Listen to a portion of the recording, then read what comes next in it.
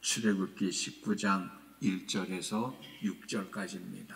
우리 다 같이 한 목소리로 읽겠습니다. 시작. 이스라엘 자손이 애굽 땅을 떠난 지 3개월이 되던 날 그들이 시내 광야에 이르니라. 그들이 르비딤을 떠나 시내 광야에 이르러 그 광야에 장막을 치되 이스라엘이 거기 산 앞에 장막을 치니라.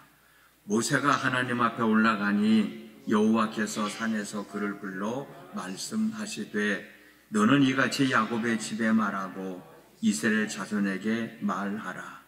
내가 애굽 사람에게 어떻게 행하였음과 내가 어떻게 독수리 날개로 너희를 업어 내게로 인도하였음을 너희가 보았느니라. 세계가 다 내게 속하였나니 너희가 내 말을 잘 듣고 내 언약을 지키면 너희는 모든 민족 중에서 내 소유가 되겠고 너희가 내게 대하여 제사장 나라가 되며 거룩한 백성이 되리라.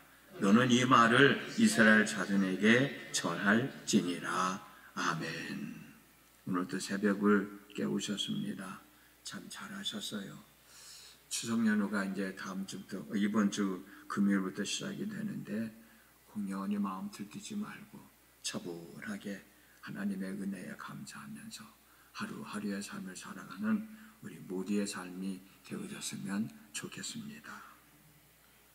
우리가 읽은 본문 출애굽기 19장 1절 말씀을 보면 이스라엘 자손이 애굽 땅을 떠난 지 3개월이 되던 날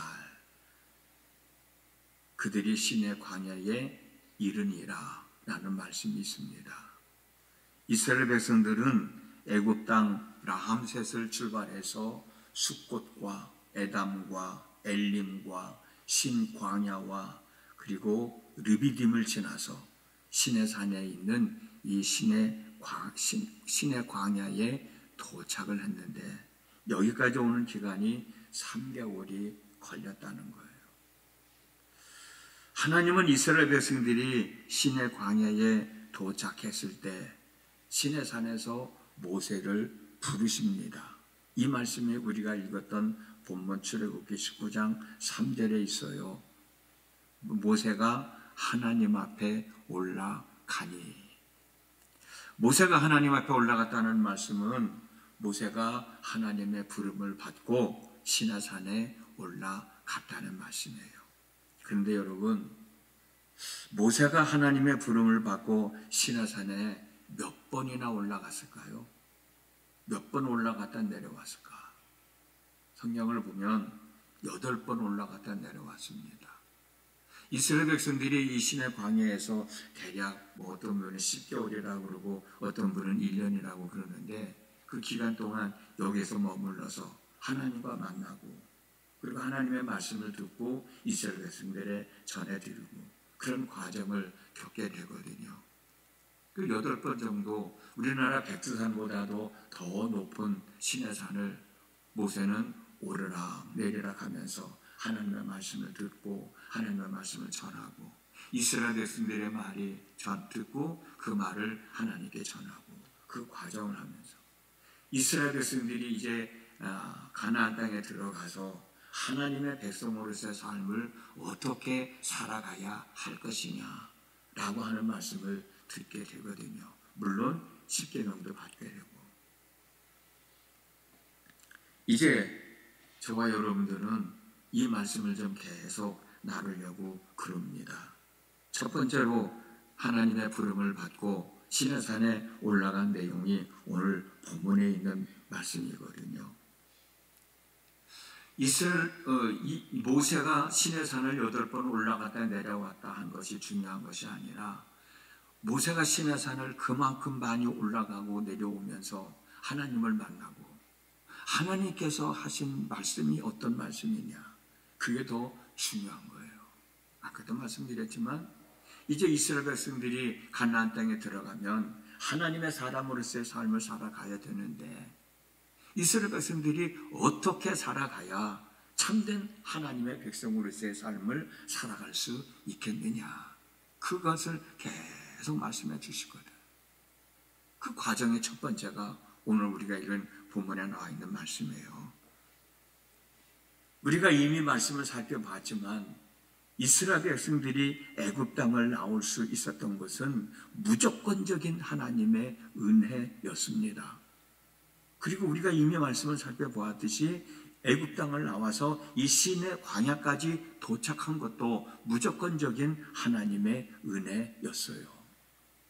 우리가 읽었던 본문 출애굽기 19장 4절에 보면 내가 애굽 사람에게 어떻게 행하였음과 내가 어떻게 독수리 날개로 너희를 업어 내게로 인도하였음을 너희가 보았느니라 말씀하고 계시잖아요. 하나님이 이스라엘 백성들이 애굽 땅에 있을 때 어떻게 그들을 애굽 땅에서 나오게 하셨어요? 절대적인 하나님의 무조건적인 은혜였잖아요. 그리고 여기까지 인도해 올 때도 하나님의 절대적인 은혜였잖아요. 이스라엘 백성들이 무슨 일만 있으면 원망하고 불평했어.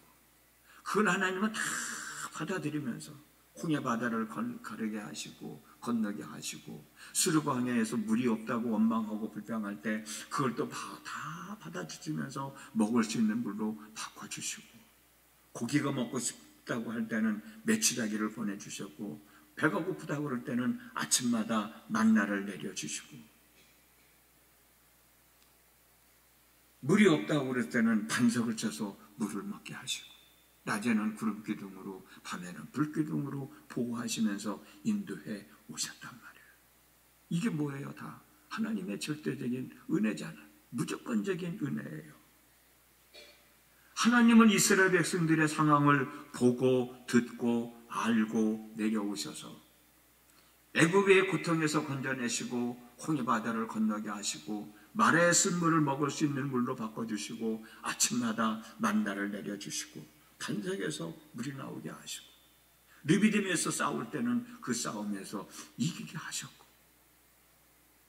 하나님의 절대적인 은혜로 신의 산이 있는 신의 광야까지 인도해 오셨어요. 그런데 하나님이 바뀌셨습니다. 무조건적인 은혜를 베푸셨던 하나님이 이제는 조건적인 하나님으로 바뀌셨어요. 아무런 조건 없이 이스라엘 백성들을 신의 광야까지 인도하여 오신 하나님은 언약을 체결하자는 거예요. 그리고 너희들이 이 언약을 지켜야만 너희들은 내 백성이 되고 그리고 너희들은 적과 꿀이 흐르는 가나안 땅에 들어갈 수 있다는 거예요. 이 내용이 우리가 읽은 본문 출애굽기 15장 5절과 6절에 있습니다. 세계가 다 내게 속하였나니 너희가 내 말을 잘 듣고 내 언약을 지키면 너희는 모든 민족 중에서 내 소유가 되겠고 너희가 내게 당하여 제사장 나라가 되며 거룩한 백성이 되리라. 너는 이 말을 이스라엘 자손에게 전할지니라. 하나님은 이 말씀을 이스라엘 백성들에게 전하시려고 모세를 시내산 위로 불러드린 거예요. 저와 여러분은 내 말을 잘 듣고 내 언약을 지키면 이라는 하나님의 말씀에 귀를 기울였으면 좋겠습니다. 이스라엘 백성들뿐만이 아니라 오늘 살아가는 저와 여러분들에게 주시는 말씀이에요. 저와 여러분들이 하나님의 말씀을 잘 듣고 잘 지키면 하나님의 소유가 될 수 있지만 역설적으로 하나님의 말씀을 잘 듣지 않고 잘 지키지 않으면 하나님의 소유가 될 수 없다는 얘기입니다. 저와 여러분들이 하나님의 말씀을 잘 듣고 잘 지키면 제사장 나라가 될 수 있지만 하나님의 말씀을 잘 듣지 않고 잘 지키지 않으면 제사장 나라가 될 수 없다는 얘기예요. 저와 여러분들이 하나님의 말씀을 잘 듣고 그 말씀을 잘 지키면 거룩한 하나님의 백성이 될 수 있지만 그렇지 않으면 거룩한 하나님의 백성이 될 수 없다는 말씀입니다. 근데 여러분, 우리가 분명히 알아야 할 것은 하나님께서 우리들로 하여금 하나님의 말씀을 잘 듣고 순종하여 하나님과의 약속을 지켜야만 하나님의 소유가 되고 또 제사장 나라가 되고 또 거룩한 백성이 된다는 말씀은 우리들을 하나님의 틀에 가두어서 꼼짝달싹하지 못하게 올가매려는 의미에서 하신 말씀이 아니에요. 하나님이 우리를 조종하기 위해서, 당신의 뜻대로만 살아가게 하기 위하여 조종하기 위해서 이런 말씀을 하시는 게 아니고, 하나님은 더 좋은 관계 속에서 하나님과 교제하며 하나님의 은혜를 덧입으며 하나님의 사람으로서의 삶을 바르게 살아가게 하시기 위하여 이 말씀을 하신 거라고. 아까도 말씀드렸지만 이스라엘 백성들이 이제 시내산까지 시내 광야에 도착을 했잖아요. 조금만 더 가면 가나안 땅이 보이고 요단강을 건너면 가나안 땅으로 들어가는 거야. 그러면 이제는 하나님의 백성으로서의 어떤 삶을 살아야 되느냐, 그걸 말씀해 주시는 거예요. 하나님의 백성으로서의 삶을 살아가기 위해서는 이런 것들을 해야 된다, 이렇게 해야 된다, 이런 것들은 해서는 안 된다 라고 하는 말씀을 가르쳐 주시는 거거든. 한 1, 2년 동안 여기에서 머물면서 하나님의 백성으로서의 삶을 살아가는 방법을, 과정을 말씀해 주시는 거거든. 그게 하나님의 사람으로서 이렇게 올가매고 꼼짝달싹하지 못하고 하나님의 로봇이 되게 하기 위해서 하나님의 그런 말씀을 주시는 게 아니라 하나님의 백성으로서의 삶을 어떻게 살아가야 되는지에 대해서 말씀을 해주시는 거라고. 그리고 우리가 그걸 당연히 그 말씀을 잘 듣고 그렇게 살아가야 되지. 그래야 하나님의 백성이 되는 거죠. 즉 그 말씀을 해주시는 거예요. 예를 들면 우리가 아이를 낳잖아요. 아이를 낳으면 아이가 태어나기 전에 필요한 모든 것들을 다 준비해 놓고 태어나게 되는 거예요. 아이의 입장에서 보면 절대적인 부모님의 은혜예요. 부모님에 의하여 세상에 태어나잖아. 부모님에 의하여 아이가 지금 자라나고 있잖아요. 무조건적인 은혜예요. 말귀도 못 알아듣는 아이에게 왜 우냐고 때리는 부모 있어요? 그건 부모가 아니지. 어떻게 해서든지 달라고 하려면서 가르쳐 주고 있잖아. 그러면서 아이가 점점 커가면서 엄마가 하는 말귀를 알아들으면은 그때부터는 그거 하면 안 돼, 그거 만지면 뜨거워, 그거 맞으면 다쳐, 거기 가면 안 돼, 넘어지면 안 돼. 그러면서 가르쳐 주잖아요. 그 가르쳐 주는 이유가 뭐예요? 너는 이제 내 인생을 네가 살아가야 돼. 너는 사람이야. 사람답게 살아가야 돼. 살아가는 방법을 가르쳐 주는 거와 똑같은 거야. 그렇게 이해하면 되는 거예요. 아이를 낳았다고 방치하는 부모는 아무도 없잖아요. 이 아이가 어떻게 이 아이에게 주어진 인생을 살아가게 하느냐, 그것 때문에 부모님들은 고민하면서 유치원에도 보내고 학원도 보내고 공부하라고 하고, 잘못하면 왜 그렇게 하냐고 야단도 치고, 안 하면 왜 안 하느냐고 야단도 치고 그러는 거잖아요.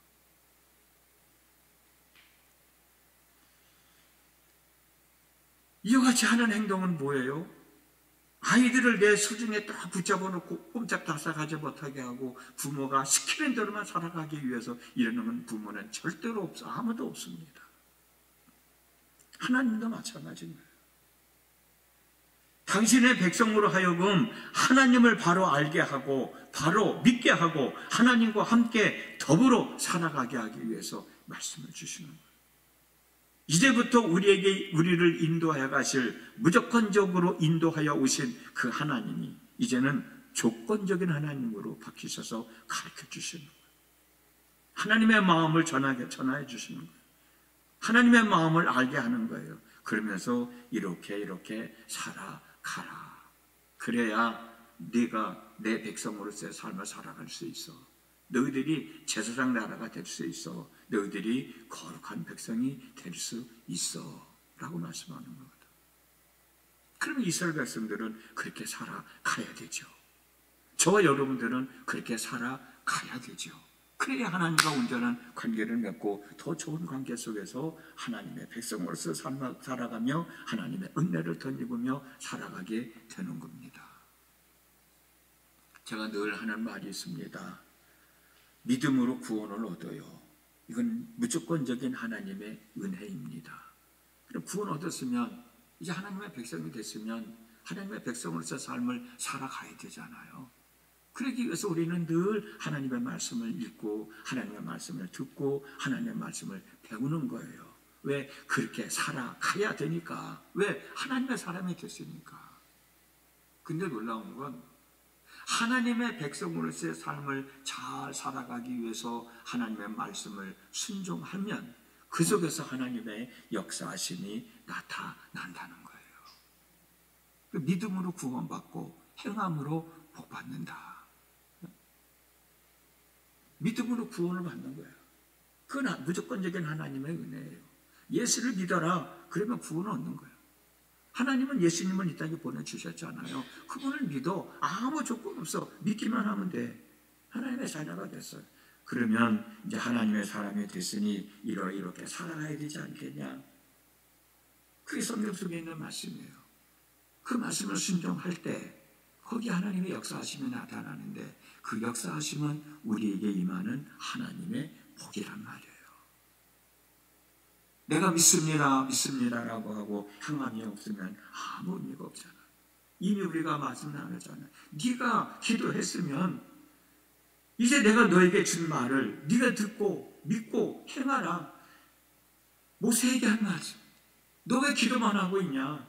이제는 네가 들고 있는 지팡이, 이스라엘 백성들을 바닷가 앞으로 이끌어 가고 네가 들고 있는 지팡이를 바다 위로 내밀어라. 밀었을 때 홍해 바다가 갈라졌잖아요. 왜 이스라엘 백성들을 원망하고 비방하고 있지만 모세는 하나님 앞에 기도했어요. 야, 이제 기도 그만하고 나뭇가지를 꺾어서 우물에 던져. 그렇게 했을 때 먹을 수 없는 물이 먹을 수 있는 물로 바뀌어졌잖아요. 지금 하나님은 이스라엘 백성들이 시내 광야에 도착했을 때 이런 과정을 가르쳐주는 거예요. 이렇게 해야 너희들은 내 백성이 내 소유가 될 수 있고 제사장 나라가 될 수 있고 내 백성이 될 수 있다. 오늘도 하루를 살아가요. 우리는 이미 예수를 믿어 하나님의 사람들이 됐어요. 그럼 하나님의 사람으로서 삶을 살아가기 위해서는 하나님의 말씀을 순종해야 된다고. 대한민국 사람이 대한민국 헌법과 법을 지켜야 하듯 하나님의 사람은 하나님의 말씀을 듣고 순종하며 살아가야 돼. 그걸 하나님이 원하시는 거예요. 그걸 전하시기 위하여 하나님은 모세를 시내산에 오르게 하고 말씀을 전해 주신 거고. 내일은 그러면 이스라엘 백성들이 이 말을 듣고 어떻게 반응을 했어요? 거기에 대한 말씀을 나눌 건데 오늘도 하루의 삶 속에서 우리가 순종해야 할 하나님의 말씀을 순종하며 살아가는 겁니다. 그 속에 하나님의 역사하심이 나타나고 그 역사하심이 우리가 하나님의 사람으로서의 삶을 살아가는데 부끄러움 당하지 아니하고 오히려 하나님의 영광을 드러내며 살아가는 삶이 그 속에 있게 돼요. 오늘도 기도하시면서 하나님의 말씀을 순종해야 할 때는 하나님의 순종하고 하나님의 역사하심을 경험하며 살아가는 삶이 저와 여러분에게 있어지기를 주님의 이름으로 축복합니다. 기도합니다. 하나님, 새벽을 깨우고 오늘도 하나님 앞에 왔습니다.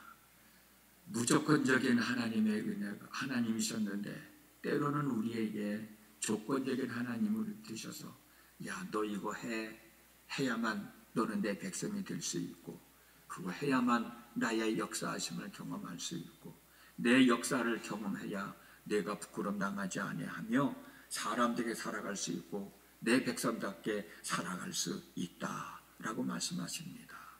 우리는 그 말씀을 들어야 되고 그 말씀을 믿어야 되고 그 말씀을 순종해야 합니다. 순종해야 할 자리에 순종하지 못하는 사람 되지 말고 순종해야 할 자리에 순종하는 믿음의 사람이 되어서 오늘도 하나님의 역사하심을 경험하며 하나님의 사람으로 부끄럼 당하지 않고 오히려 하나님의 살아계심을 증명하며 사는 귀한 믿음의 권속들이 되게 하여 주시옵소서. 예수님의 이름으로 기도드렸습니다. 아멘.